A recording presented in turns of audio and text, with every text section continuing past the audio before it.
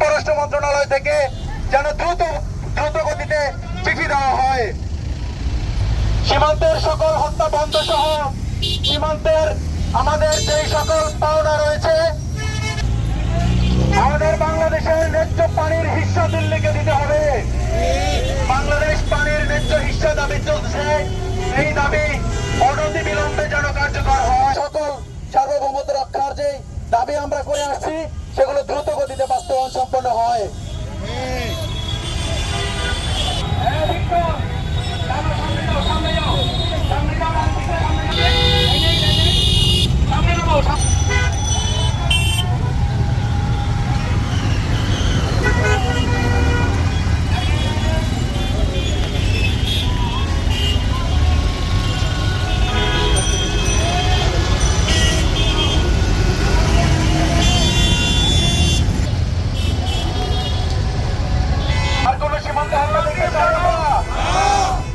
সীমান্তে হত্যার প্রতিবাদ হবে।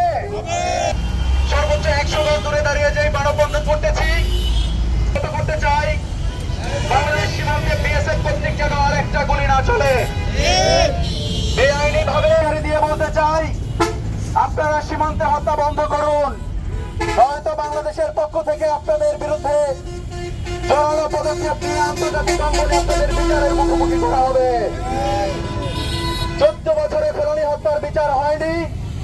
আমরা চাই বর্তমান অন্তর্বর্তীকালীন সরকার ফেলানী হত্যার নির্মম হত্যার বিচার করবে।